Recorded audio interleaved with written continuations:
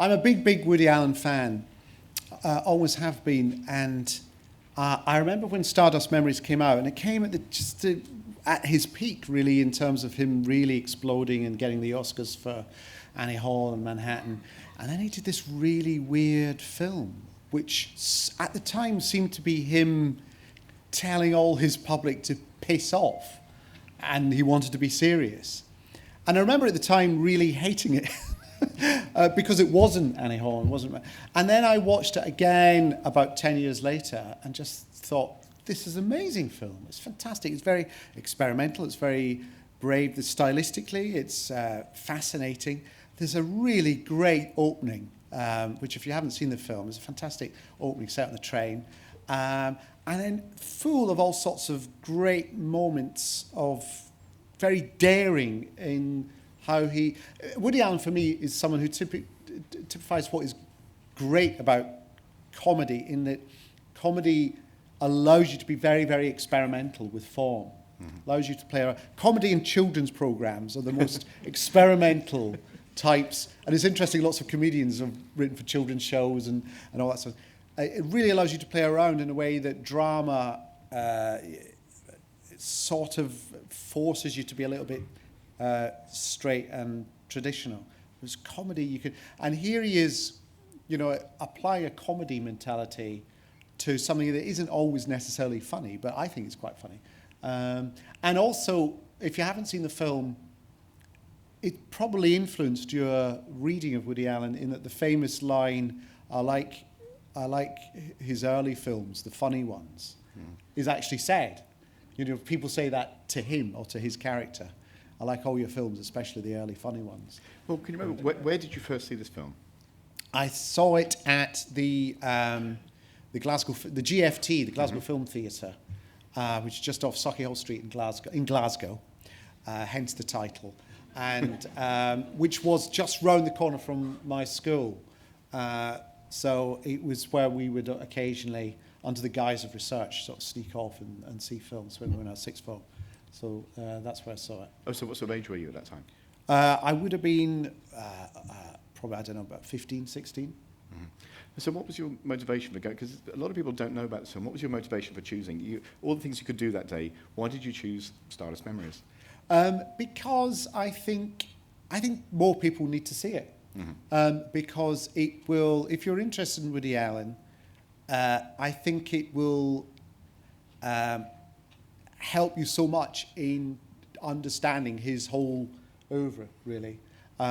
Because it's there, you can see in the film that high wire act he's starting to tread. Should I be serious? Should I be comic? Oh, I don't know whether I should be comic. His character is actually angsting about this. And which then goes on in years to come to take us to classic films where he blends the two, like Hannah and Her Sisters and Crimes and Misdemeanors and Deconstructing Harry and so on, where I think he actually perfectly manages to do both comedy and serious themes. And in a sense, it's not just a combination of the two, it's his own thing. It becomes a genre of his own, I think. So this is where, and also you'll take from, especially in Annie Hall, there's a lot playing about with form where suddenly they turn into animations, or suddenly he pulls out Marshall McLuhan from the side when they're talking about him and stuff like that. That sort of leaping out of the immediate context and breaking the fourth wall. There's an element of that in this, but there's also an element of him worshipping, European directors like Fellini, and there's a very Fellini-esque opening, and a lot of it. But also, what's interesting is very brave his treatment of the public. His treatment. It's a very early, I think, account of the angst of being a celebrity, which doesn't seem so angsty anymore because everywhere we turn is sort of full of it. And his public that he portrays are a really repulsive public. I mean, he chooses really horrible-looking faces of people come, and the camera's right on them, and they come right up and go, "I really like your films," and it's a real. And so you can see at the time when all the old gits who vote in the Oscars and had given him, very rare that a comedy wins the Oscar, and he got Annie Hall and Manhattan. You could see them sitting down and just going, "What the is this? You know, when this came out. And so it sort of sank. And I think it's worth rescuing and celebrating as one of, I think, his key films. And then he went on to do great films like Purple Rose of Cairo and Zelig and so on. So I think this is a good film. What were you thinking about when you first originally saw it? Were you thinking about a career in comedy?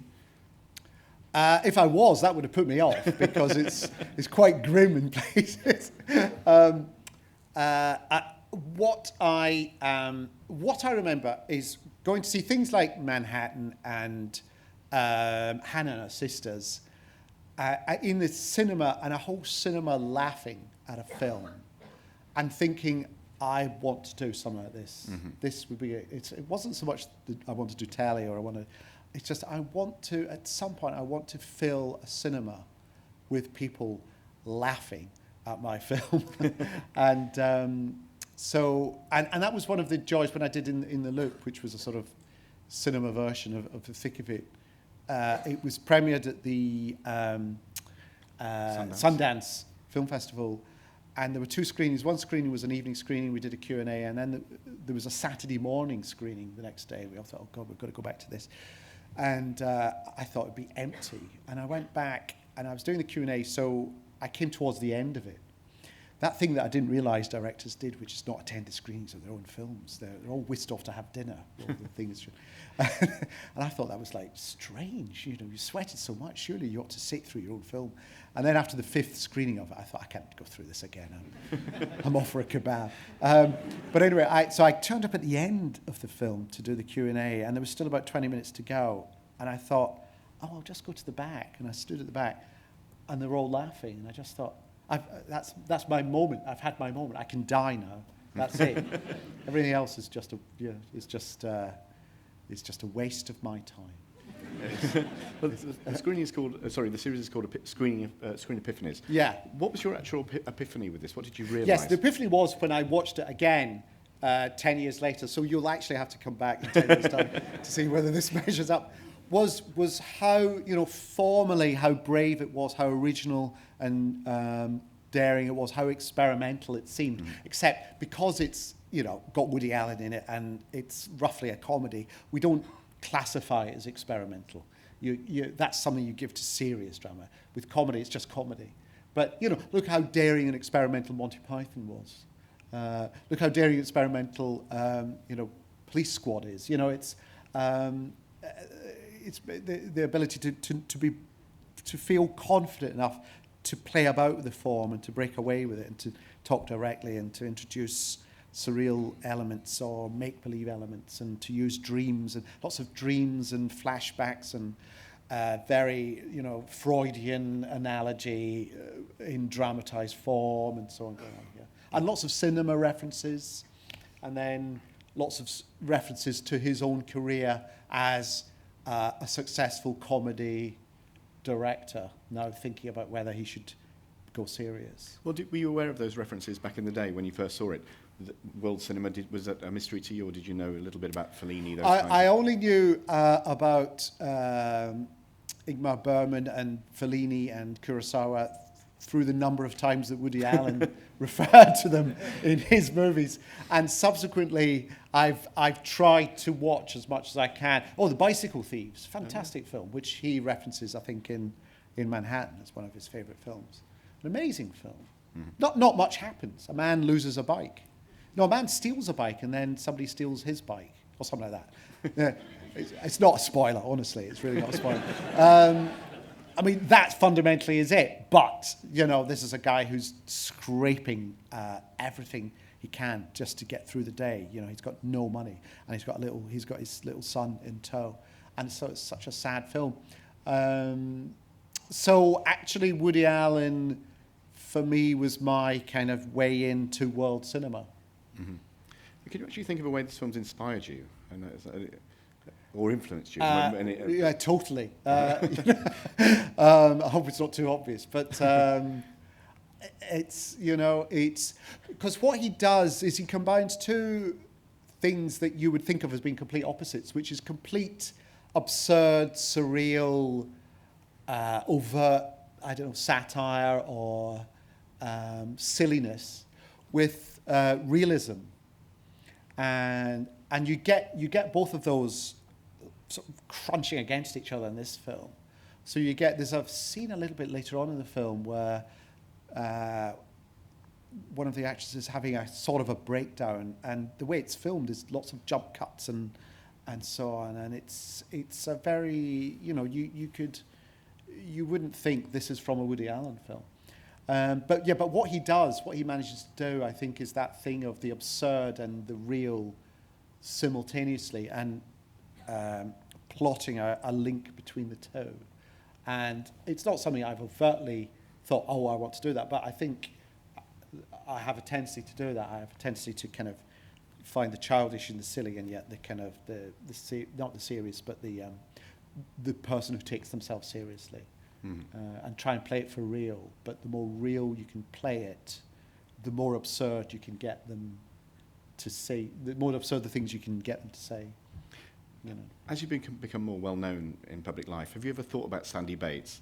Have you ever thought, does this film ever come into your subconscious when you're being asked questions like I'm asking you now?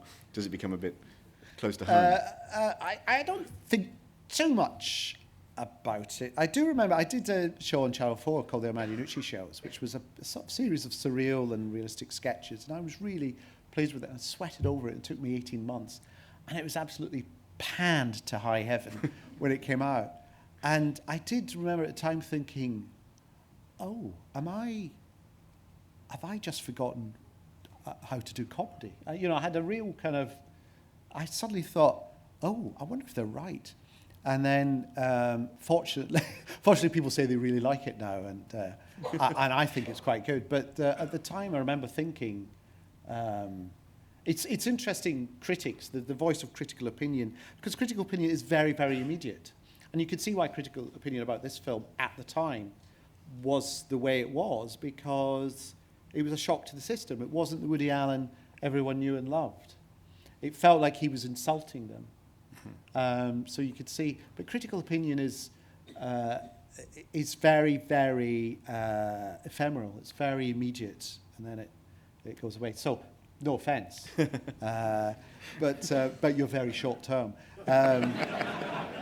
And it was, I think Sibelius said, pay no attention to the critics who ever seen a statue erected to a critic, which I always try and remember. Because the great feeling now is which I don't do, but people who tell you, if you go online, because now there's now 5 billion critics. Yeah. And that, so go down that route and the whole world unravels, really.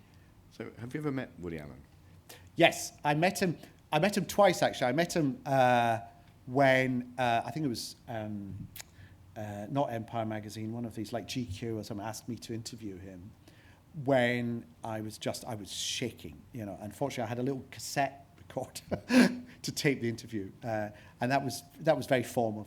But I then met him when he saw In the Loop, and he liked it, and he cast Mimi Kennedy, who plays the Assistant Secretary of State in it. He cast her as the mother in Midnight in Paris. And my wife and I got engaged in Paris, and we went back to Paris for like our 20th wedding anniversary, and Mimi was there filming Midnight in Paris, and she said, I'm filming with Woody. Come and join us. So we went on set. And he was filming, and then there was a break in the filming of about half an hour as they had to get all the lights out so they could go outside and do the exterior of the shop. And because he'd seen the film, we were able to just get through the small talk. Mm-hmm.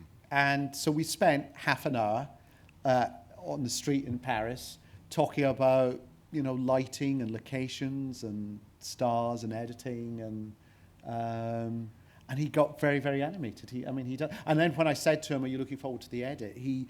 His face lit up. And he said, "Oh yes, I love the edit." And you can see that's where I think he finds the process of filming itself a little bit of a chore, a bit of a dear, well, let's just get through the day and hope to God some of it works. And then in the security of the edit, that's, I think, where you can start to piece together the story and see what works and what doesn't work and so on. Did you ask him a question about Stardust Memories in any of those conversations? I'm trying to remember. I know that I rather nervously introduced my wife to him twice, and the second time, as Rachel came over, said, "Oh, and this is my wife, Rachel," and he went, "I know." You know? So I think after that, I felt about five inches high.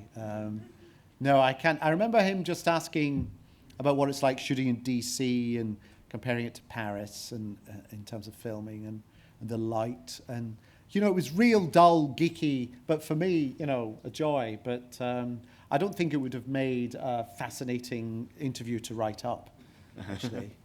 Now, in this film, Woody Allen is famously melancholic. He gives himself a syndrome. Yeah. Do you identify with that, or is that something you can see as part of his work? That's his persona. I'm not a depressive, really, by nature, really. I tend to be... I try and be positive. I don't think the work is positive, but I personally try and be positive. And I also feel what I have taken from him, and people, criticize him for the fact that he blasts out a film every year, and maybe if he slows down and there's a variation of quality and so on. But what I take from him is actually do something, and no matter how well it goes down or how badly it goes down, it's history. Move on. So I never look back. I never dig the old stuff out and look at it. And I always think the most important thing is the next thing rather than the thing you've just done. And that's actually a very clear thing that I've taken from his approach to the work, I think.